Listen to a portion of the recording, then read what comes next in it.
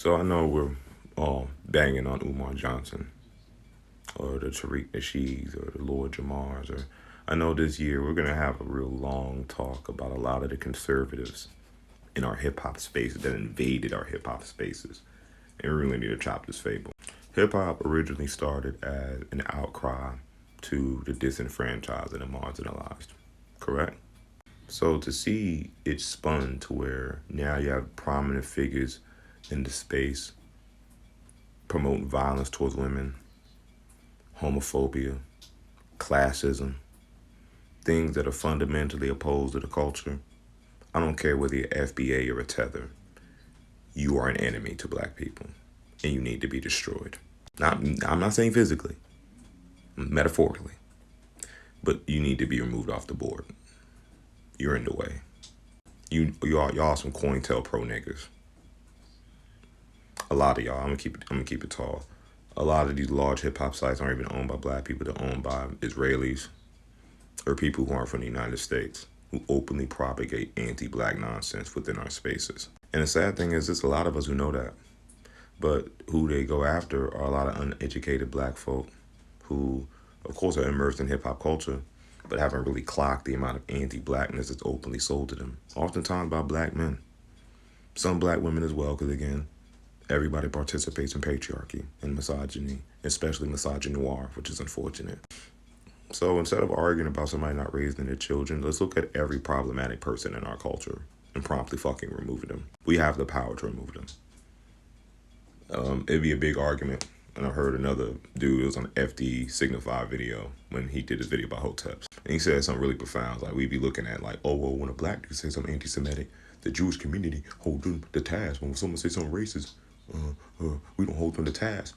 But we have the power to hold people to task. The issue is we don't hold no one to task in our community. So we don't even know we have the power to do so. We have the power to say, fuck this shit. We have the power to tell these fake gurus to get the fuck out of here. But we don't flex it because we like to protect problematic black men. We like to protect them because in our minds that, oh, they just trying to tear him down because he's black. Bro, some of these niggas are our enemy. Some of these motherfuckers we need to be tearing down. And not for the validation of white folk. Because tearing down in front of company is not what I'm suggesting. What I'm suggesting is that we legitimately stop giving financial and cultural support to people who are ostracizing and maligning large chunks of our population, for conservative rhetoric and probably conservative backing. We're gonna be real. Like, yo, like, we gonna be 1,000. The Nation of Islam used to have meetings with KKK members in their Grand Dragons. Is there a true black movement that the KKK would find acceptable enough to back? Now, I'm not saying local chapters don't get busy, but what I'm saying is, are you really about black liberation if the liberation is something that the power structure that wants you destroyed supports? And it ain't just going to that Nation of Islam. It's a lot of you motherfuckers, a lot of Pan-Africanists around here who be taking that corporate money, going to these corporate platforms, spreading rhetoric but not doing nothing. The liberation, it sells good. It sells great. A lot of people love to hear it. But the work's not being done.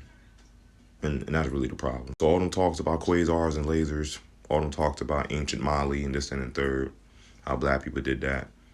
And then it turned into, well, we not African.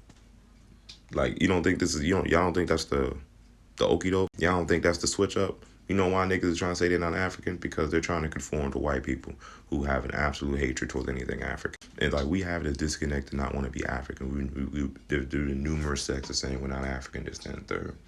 In my mind, I'm going to tell y'all like this. That's some of the stupidest and most divisive shit in the world. Yeah, at a point in time, we all came from Africa. So if you've been here for 400 years and developed a culture that's intrinsically your own, it's perfectly fine. You went to the Caribbean and developed a culture that's your own. You went to the Himalayas. You went to Asia, whatever. That doesn't change the fact that your black ass is a nigga and you're going to be treated like one all over the world. So standing on any rhetoric that somehow is conforming or agreeing with the colonizer that shipped your ass to another place is absolutely fucking ridiculous. So when you see like people, or hell, we're just going to make this about the broad term of the left. We ignore a lot of black radical thought. We ignore a lot of radical thought, period. Like, that's why you notice these these Democrats try to have these talking points, but they want to talk to the most far right leaning people possible because they agree on a lot of that shit. And we're in a culture war. We're not in a war of politics or economics. We're in a culture war. We're in a war of what people think is acceptable and what they don't think is acceptable. And if you think trans rights being the scapegoat is where it stops, you are a fucking buffoon and you're ignorant to history. They can scapegoat trans folk, they're gonna scapegoat niggas. And if you're gonna stand there and support any rhetoric that scapegoats a group of people just so we can ignore the oligarchs robbing you, because y'all too pussy to confront the people actually robbing your pocket, then the fact that you can sit there, Gavin Newsom, like a bitch, and have a conversation with Charlie Kirk as he basically tells you to your face that the reason why y'all lost is because you're trying to have a moral argument with people who are morally bankrupt. You're trying to find common ground with people, try to get that base of people to fuck with you that literally make their entire existence to hate you and to watch you suffer. And you'd rather try to meet them in the middle. This is why a lot of leftists are saying the party is not unified. Because in the Republican space, right, when they have neo-Nazis, militia groups, racists, and pedos, as malignant and disgusting as it is, they stay united in the front. Now, I'm not saying we're supposed to embrace our monsters and predators, no. But what I'm saying is we need to embrace the people on our side who are about action. There are leftist militia groups, socialist groups, Marxists and whatnot that y'all ignore. And the reason why y'all ignore them is because they're fundamentally anti-capitalist. And if you are a capitalist, you are a supporter of bigotry. You are a supporter of scapegoating. You are a supporter of all of these systems because inherently you don't see a problem with those systems. You're just worried about their focus. So the reason why Gavin Newsom wants to have a podcast and talk to Charlie Kirk and say, oh, my son wanted to meet you.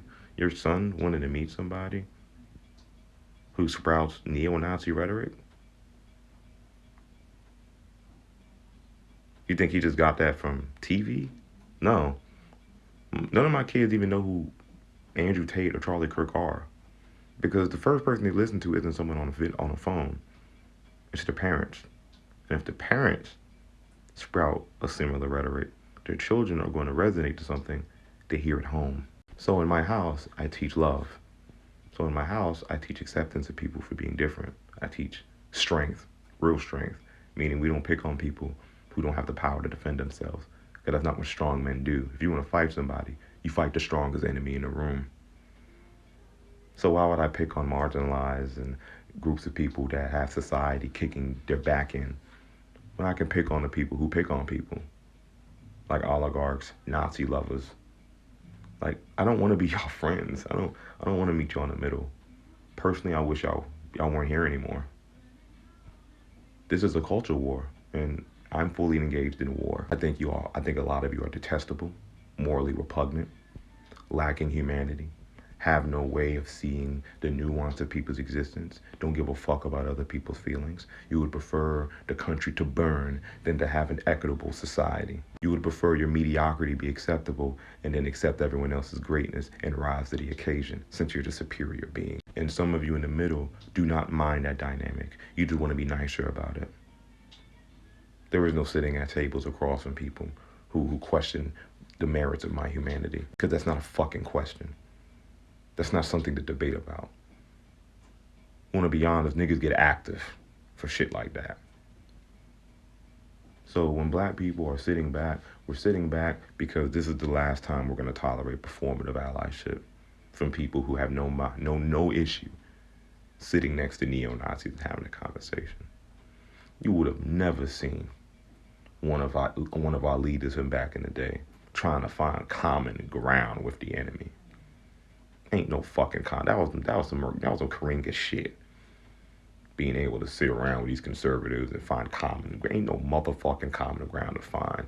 And anyone trying to find common ground with a Nazi somewhat agrees, and you're a fucking enemy. So we're not turning on Dems and staying united. No, we don't need to be united with some of y'all. Some of y'all ain't united. The 10 who voted to censor Al Green, respectfully, y'all Nazi lovers now. You're the enemy now.